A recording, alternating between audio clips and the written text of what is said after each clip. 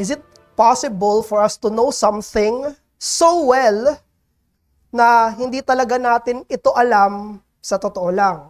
Nakakakita tayo ng mga familiar things, mga bagay na paulit-ulit nating nakikita, paulit-ulit nating nalalaman, pero hindi natin nagagrasp kung ano ba talaga yung ibig sabihin nito. Yung Book of Jonah ay isa sa mga possible na mga bagay na yon.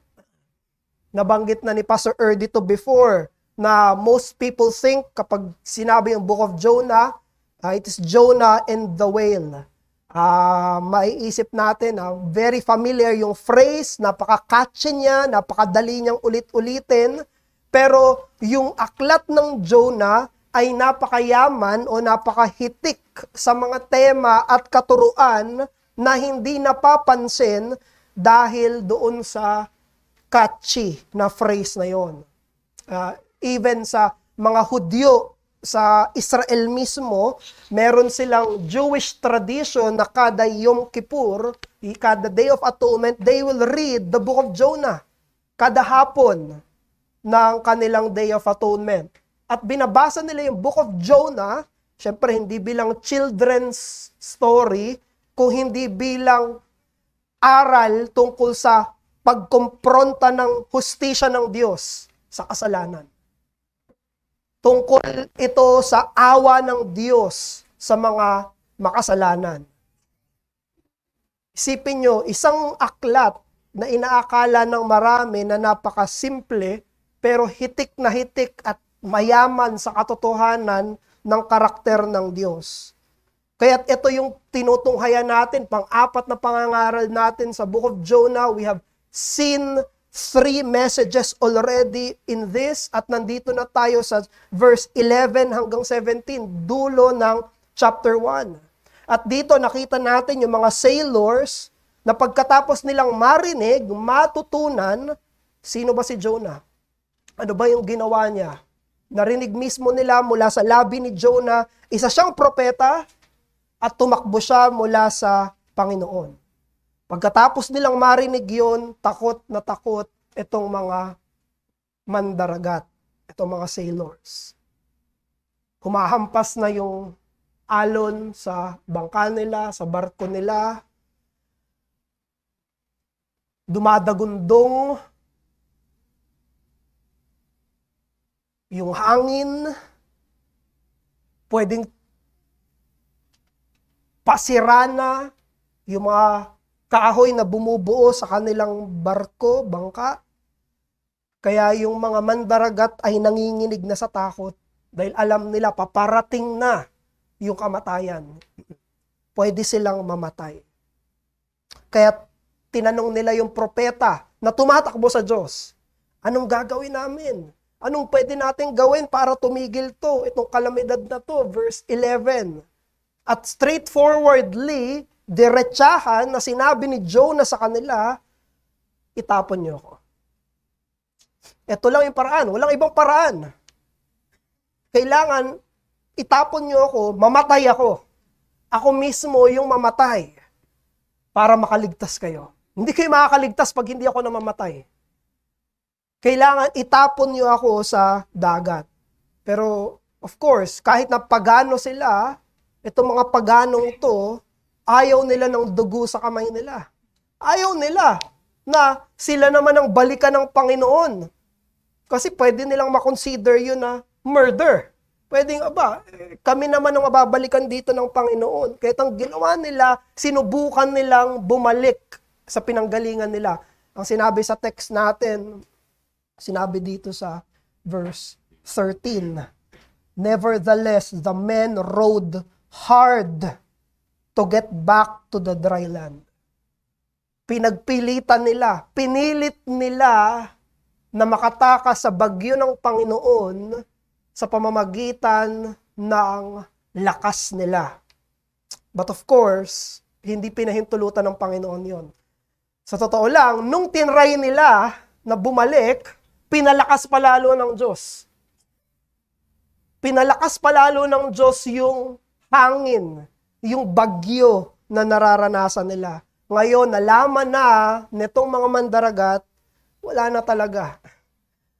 wala kaming choice. Hindi namin matatakasan itong bagyo na to, itong kalamidad na to. Kaya't dito nagdesisyon na sila na itapon si Jonah doon sa dagat. Pero bago nila itapon si Jonah sa dagat, nagpray sila. Nanalangin sila sa Panginoon. Sinabi nila yan sa verse 14.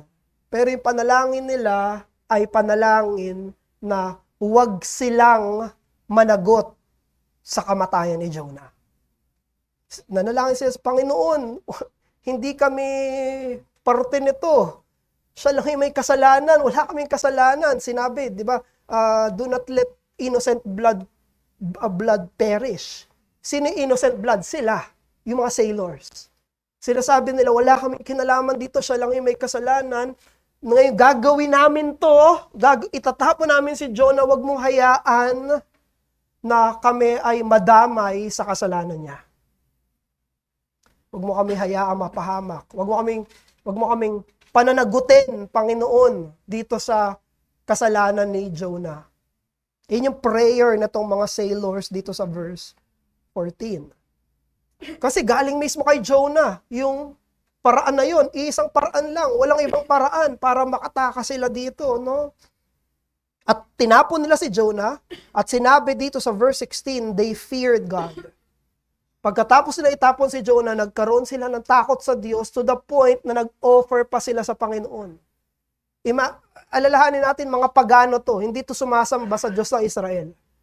Pero at the end of the story, at isa chapter 1, sila ay nag-offer sa Panginoon, na-convert sila. Ang pinaniwalaan nilang tunay na Diyos ay hindi mga pagan gods nila, kundi dahil sa encounter na to, naniwala sila sa Diyos ng Israel.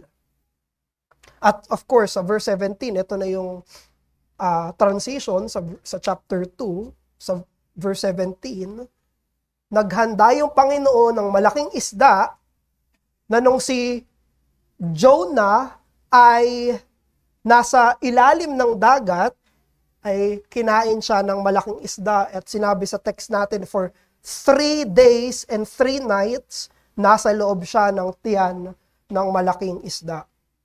And you know, centuries later,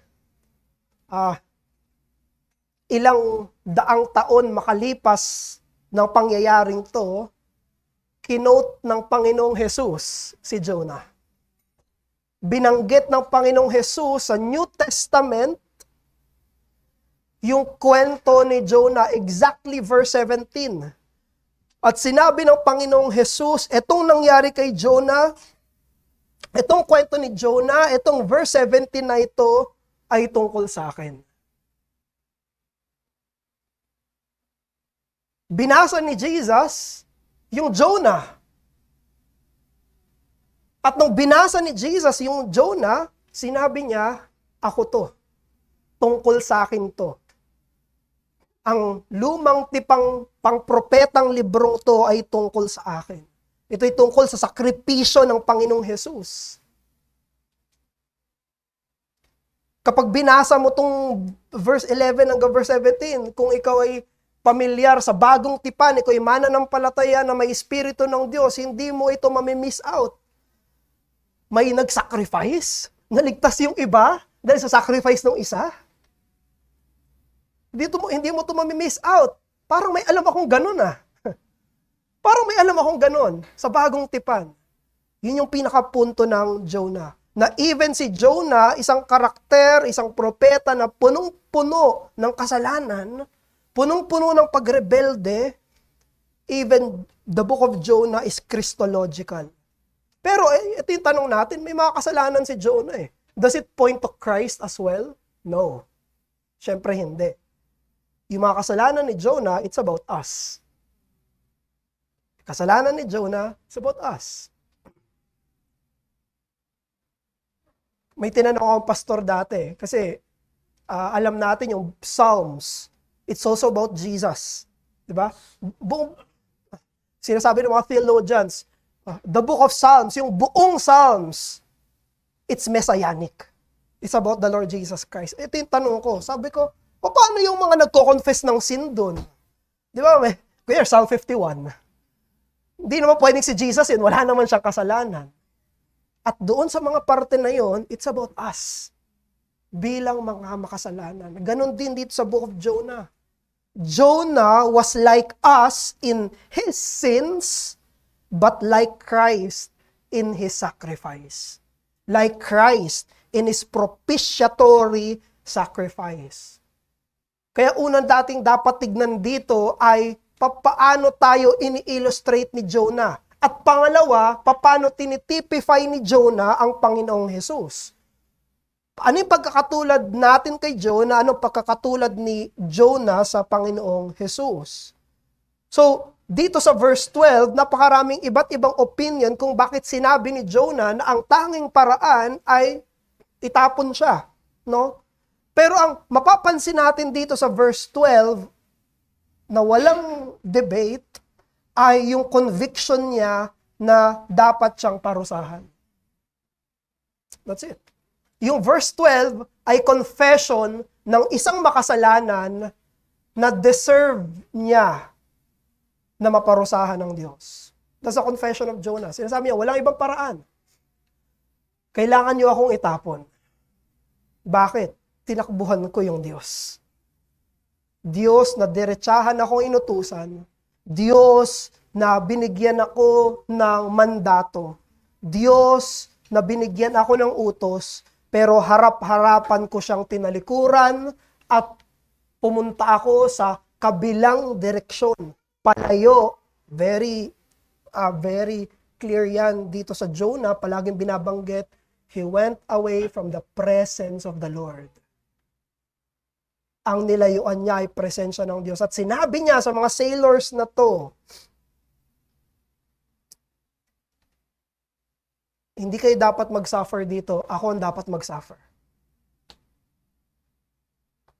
Kasi ako ay nagkasala. Ayaw ni Jonah na mag-perish yung iba para sa mga kasalanan niya. Alam niya sa sarili niya that he should alone perish for his own sins. No? Nung binabasa ko yung commentary, for example, si John Hill, very helpful si John Hill, sabi niya, bakit hindi nilang tumalon si Jonah? Bakit kailangan meron pang ibang tao na bumuhat sa kanya at itapon siya kung deserving siya ng death? Dahil kasalanan ng suicide. Kasalanan ng suicide. Pag tumalon siya doon, kasalanan yon sa Panginoon. Kaya kailangan niya ng executioner. Kailangan may magpapataw sa kanya ng justice. At sabi ni John Hill, ang proper na magpataw ng justice ay yung mga kasama niya, kapitan. Isang may authority. Yung kapitan ng barko, yung mga nandoon, mga sailors, you will be my executioners. Kayo ang mag-execute ng justice ng Panginoon, buhatin niyo ako at itapon niyo ako. Hindi ko to pwedeng gawin ng ako lang. Yun ang sinabi ni John Hill. Very helpful, no? But that he should die by the hand of justice. At sabi ni John Hill, the shipmaster and the ship's crew were the proper executioners. Pero, ang nakikita natin dito kay Jonah ay isang marka ng tunay na pagsisisi. Hindi lang ito yung marka ng pagsisisi, pero isa sa mga marka ng tunay na pagsisisi. At ano yon? Yung tanggapin natin na tama ang hatol ng Diyos.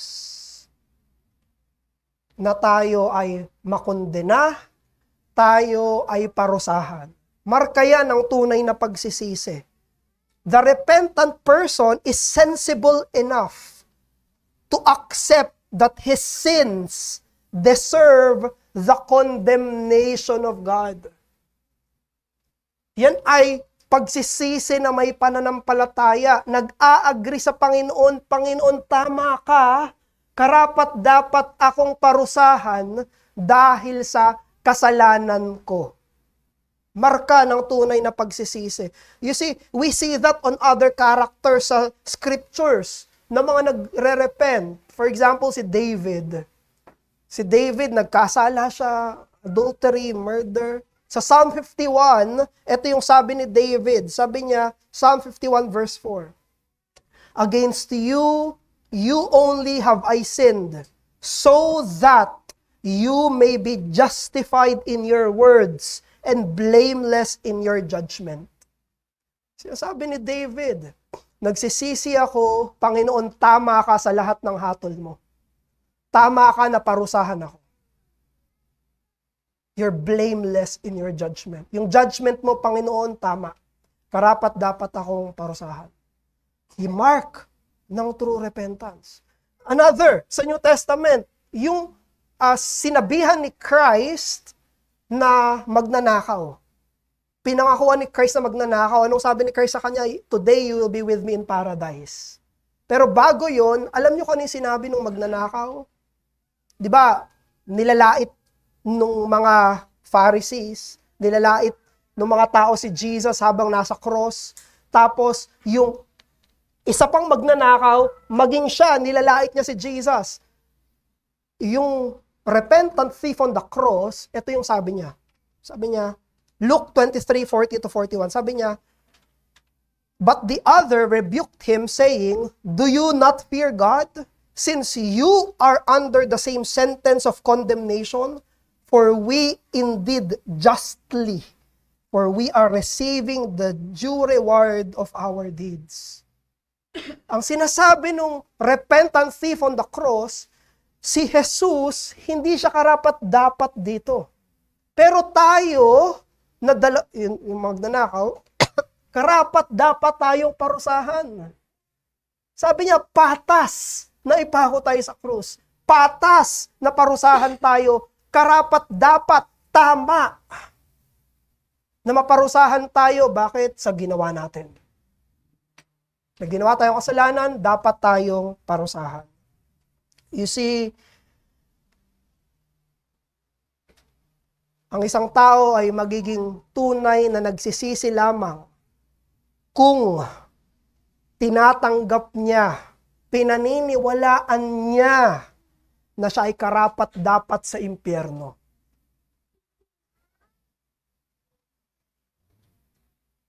Ang isang pagsisisi ay tunay lamang kung pinaniniwalaan niya na kung ibibigay sa akin ng Diyos yung patas, fair, just, kung ano yung deserve ko, ang ibibigay niya sa akin ng impyerno. Pero syempre, ang nagsisisi, ayaw niyang mapunta sa impyerno. Pero alam niyang karapat-dapat siya doon. Kakapit siya kay Kristo para hindi siya mapunta doon. Pero alam niya na karapat-dapat siya doon. He will confess, I deserve eternal condemnation for my sins. Kaya kung hindi ito tinatanggap, itong katotohanan na to ay hindi tinatanggap ng isang tao, hindi niya tinatanggap na karapat-dapat siya ng buong pagbubuhos ng kopa ng puot ng Diyos, hindi siya maghahanap ng kaligtasan. Hindi niya hahanapin yung kaligtasan. Alam niyo kung anong gagawin ng isang taong iniisip niya hindi siya karapat-dapat sa parusa ng Diyos? Hindi niya hahanapin yung kaligtasan, tututulan niya ang Diyos. He will object. Nitong Monday lang, 'di ba, sa mga balita regarding sa mga flood control project, sumuko si Bong Revilla. Nung sumuko si Bong Revilla, ang isa sa mga statements niya, sabi niya, I will quote, sabi niya, but still, I will face this without fear.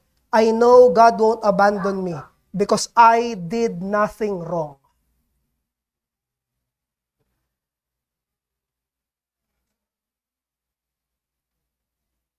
I did nothing wrong. Kung isang tao, naniniwala siya, hindi ako karapat-dapat sa parusa ng Diyos, ang gagawin niya, tututol siya sa hatol ng Diyos. Pag sinabi ng Biblia, makasalanan ka, tututol siya, hindi. Pag sinabi ng Biblia, makasalanan ay karapat-dapat ng kamatayan, sabi niya, hindi. Pag sinabi ng Biblia, totoo ang impyerno, sabihin ng hindi nagsisisi, hindi. I object. Tututulan niya ang hatol ng Diyos, imbis na maghahanap ng kaligtasan. The person who is convinced that he has no sin deserving of punishment will not seek grace, will not seek mercy, will not seek salvation. Kung hindi ang gagawin niya ay tututol sa hatol ng Diyos. Pero hindi ganyan yung ginawa ni Jonah. Ang ginawa ni Jonah, tinanggap niya. Sabi ni Jonah, karapat dapat ako ng hatol ng Diyos. Therefore, accept, tanggapin mo na ikaw ay karapat dapat sa parusa ng Diyos. Huwag mong tutulan yung katotohanan na alam ng konsensya mo. Alam ng konsensya natin, tayo ay may kasalanan at ang kabayaran nito ay kamatayan. At ang parusa nito ay walang hanggang kondemnasyon. Huwag mo itong tutulan. Huwag mong sabihin sa harapan ng Diyos, huwag mong sabihin sa iyong sarili, huwag mong kumbinsihin ang iyong sarili na hindi yan totoo. Totoo yon. Yan ang katotohanan. Ang pagsisisi ay nagsisimula sa masakit, pero nakapagpapalaya ang katotohanan. Nakarapat dapat ako na hatulan ng Diyos. Doon nagsisimula ang pagsisisi. At kung hindi mo yan ikukumpisal, hindi ka maghahanap ng kahalili. Hindi ka maghahanap ng tagapagligtas. Sinabi nga ng Puritan, till sin be bitter, Christ will not be sweet. Pero sa kabila ng mga kasalanan nila, sa kabila ng mga kasalanan natin bilang mga mananampalataya, sipin nyo, tayo yung mga makasalanan, we deserve judgment. Katulad ni Jonah. But when we repent, kung tayo ay magsisisi, kung tayo ay may ganitong uri ng kumbiksyon, ng paniniwala, gagamitin tayo ng Panginoon na dalhin maging yung ibang mga makasalanan papalapit sa Kanya. If we are repentant, all you need is to be repentant para gamitin ka ng Diyos na mapalapit ang iba sa Panginoon. Totoo, we need a good testimony. Totoo, kailangan natin ng mabuting patotoo. Sinabi sa Matthew 5:16, let your light so shine before men that they may see your good works, that they may glorify the Father who is in heaven. That's true. But we see here in Jonah, a person was walang good testimony. Pangit ang testimony niya, pero nagsisi. At sa kanyang pagsisisi, sa kanyang pag-amin, isa akong makasalanan, karapat dapat parusahan. Anong ginawa ng Panginoon? Ginamit ang isang nagsisising makasalanan para yung iba ay makakilala sa tunay na Diyos. Hindi mo kailangang maging perfect. Hindi mo kailangang maging sinless. Hindi mo kailangan ng spotlessness para gamitin ka ng Panginoon para maaya ang iba papalapit sa Kanya. Maging sa kabila ng mga kasalanan natin, kahit makita ng iba yung kasalanan natin, kahit alam ng iba yung mga kasalanan natin, maging sa kahinaan na yon, kung tayo'y nagsisisi, sinasabi natin sa sarili, mali itong ginawa ko, karapat dapat akong parusahan ng Panginoon, pero umaasa ako sa biyaya ng Diyos para sa kaligtasan. That very testimony, gagamitin ng Diyos para dalhin din sila sa Panginoon. Kasi sasabihin nila, uy, ako rin. Makasalanan din ako. Pwede pala yun. Pwede pala ang isang makasalanan lumapit sa Diyos sa pamamagitan ng Ebanghelyo. Pwede pala. Hindi ko makakita ng nasa nakapaligid sa iyo, hindi ko pala kailangan maging perfect para lumapit sa Diyos. Kailangan ko pala ay maging makasalanan na umaamin. Makasalanan na aminado sa kanyang pagiging karapat-dapat ng hatol ng Diyos.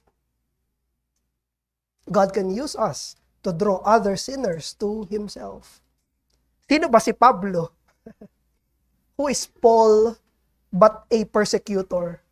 Who is Peter but a Christ denier? Who is David but an adulterer? Who is Moses but a murderer? Who is Jonah but a rebel? Pero ginamit ng Panginoon ang mga taong to sa kanilang pagsisisi para dalhin ang iba papalapit sa Diyos. Ginamit ng Panginoon ang mga makasalanang tinubos niya, makasalanang kinukumpisal yung kanilang kahinaan para dalhin ang iba papalapit sa Kanya. Sabi nga nung, alimutan ko na yung pangalan,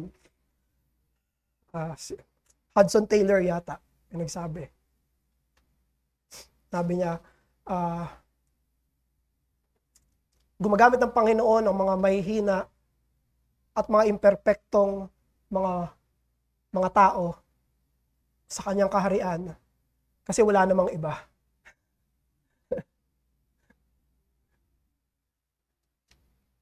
Sino gagamitin niya? Wala namang perfecto. Yun yung gagamitin niya, yung mga sisidlang basag. Mga sisidlang nagsisisi sa kanilang mga kasalanan. Kahit kapatid, ang iyong mga kasalanan sa nakaraan, kinumpisal at sinuko sa Panginoon, maging ikaw ay pwedeng gamitin ng Diyos para dalhin ang iba sa Kanya. Pangalawa, Jonah typifies Jesus. Tandaan natin na kapag nag-i-interpret tayo ng scripture, hindi yun. Pag nag-i-interpret tayo ng scripture, ito yung principle. Scripture interprets scripture. Ito yung pinaka-prinsipyo. Ang nag-i-interpret ng Biblia ay Biblia.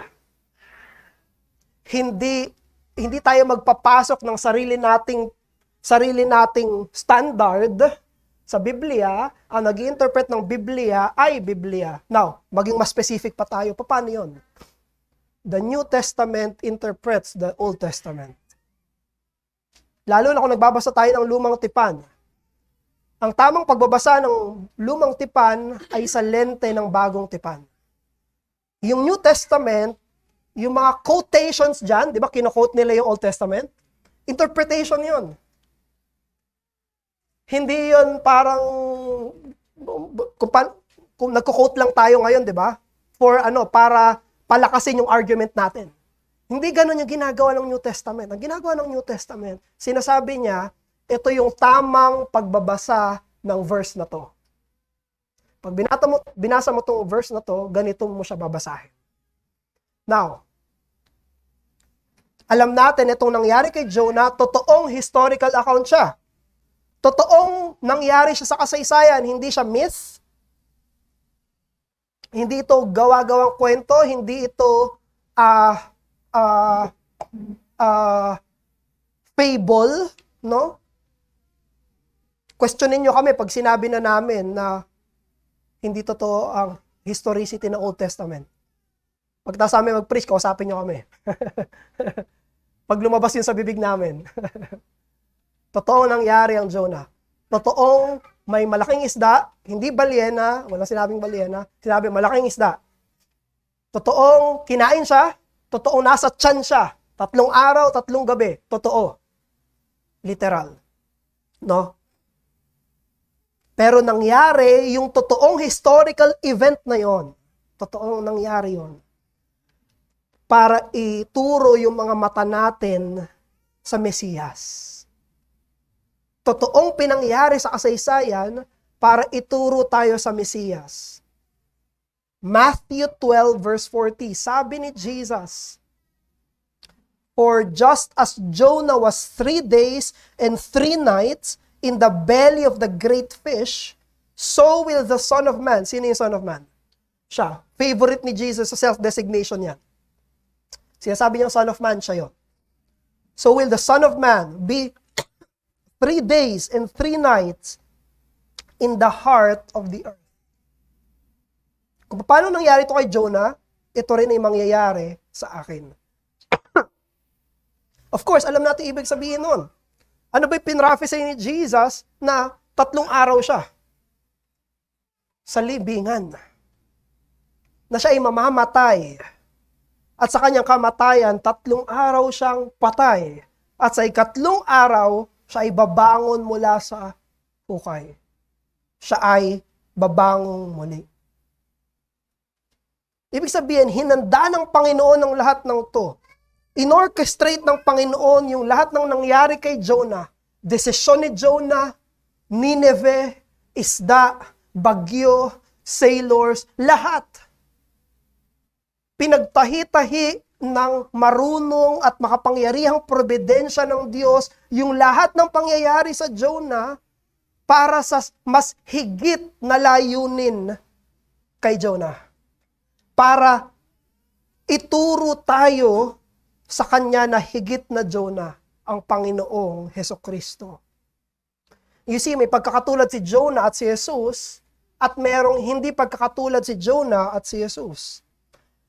Hindi katulad ni Jonah, si Jesus ay inosente at walang kasalanan. Habang binibigay niya yung kanyang sarili para sa makasalanan. Hindi katulad ni Jonah, si Jesus ay hindi tumakbo mula sa kalooban ng Diyos bilang propeta ng Diyos. Tandaan niyo yung mediatorial office ni Christ, prophet, priest, king. Bilang propeta, hindi tumakbo si Jesus sa pinapasabi ng ama niya. Si Jesus ang salita ng Diyos, tagapagsalita ng Diyos, na salita ng Diyos. Jesus was the Word incarnate. At itong propeta na si Jesus ay hindi tumakbo mula sa kalooban ng ama niya. Hindi rin katulad ni Jonah, mahal ni Jesus ang mga makasalanan. Di ba? Ayaw pumunta ni Jonah sa Nineveh kasi ayoko sa mga taong yan. Ayoko sa kanila. Kaaway namin sila. Ninevites, ayoko. Ayoko mag-preach ng gospel sa kanila. Si Jesus ay pumunta sa mga taong makasalanan. Iniibig niyang mga makasalanan. Pero, anong pagkakatulad ni Jonah at ni Jesus? Pareho silang tinapon bilang hatol ng Diyos. Katulad ni Jonah, si Jesus ay tinapon sa puot ng Diyos para ang iba ay hindi mapahamak.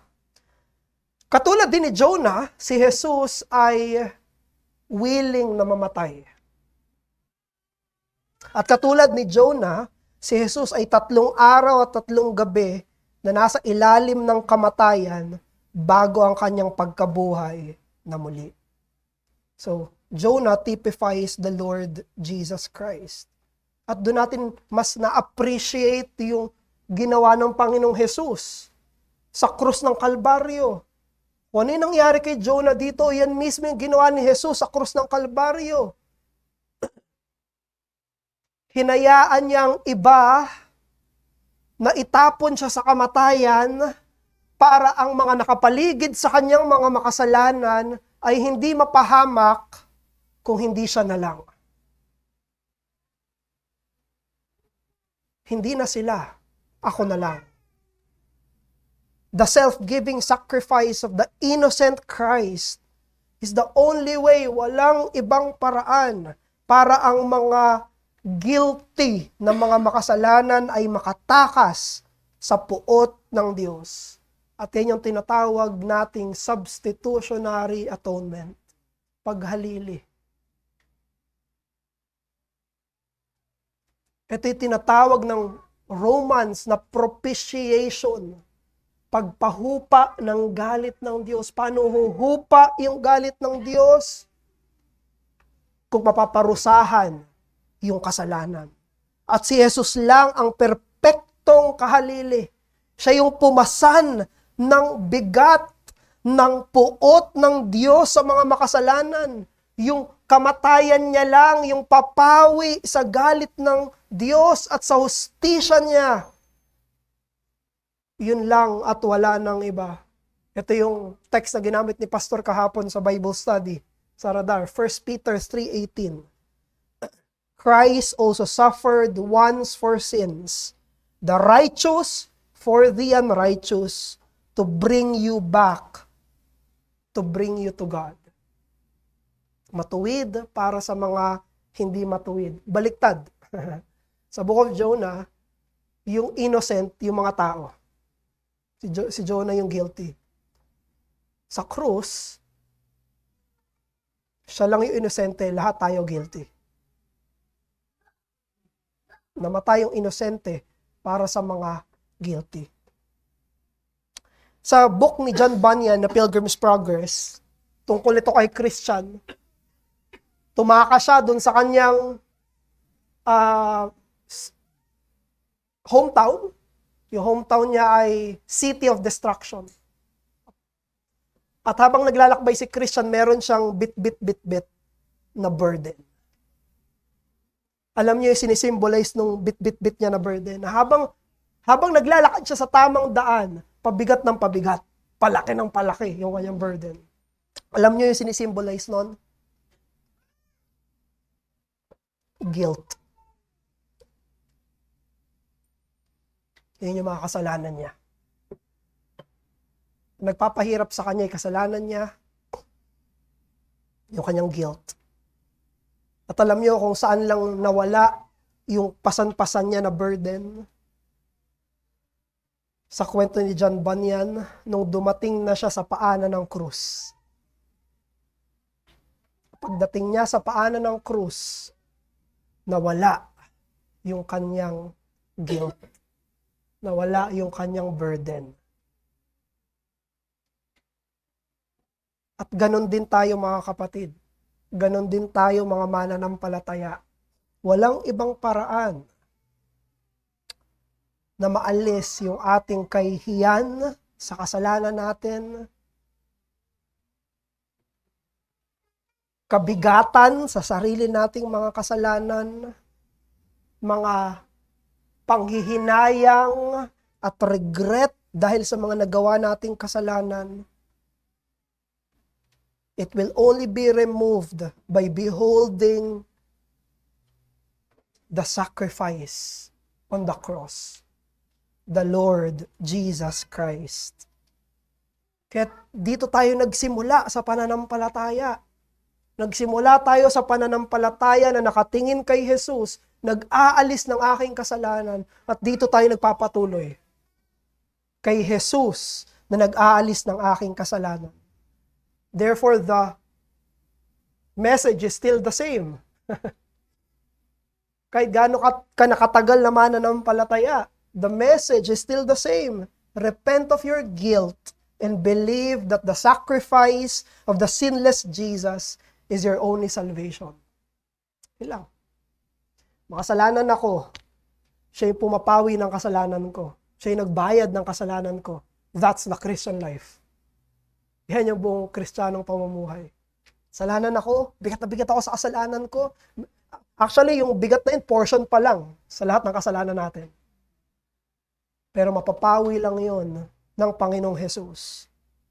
Huwag nating tularan itong mga pagano na sinubukang takasan yung parusa ng Diyos sa pamamagitan ng sarili nilang gawa. Mga kapatid, hindi mo kayang takasan yung kasalanan mo ng sarili mo. Wala kang magagawa. Kahit burahin mo yung alaala mo, sabihin mo, hindi, wala lang yung mga kasalanan ko. O kaya punuin mo yung sarili mo ng ibang mga pag-iisip, punuin mo yung isip mo na para hindi ko maisip yung mga kasalanan ko, i-distract ko yung sarili ko. Hindi siya nabubura. Hindi siya nabubura. Hindi siya maaalis.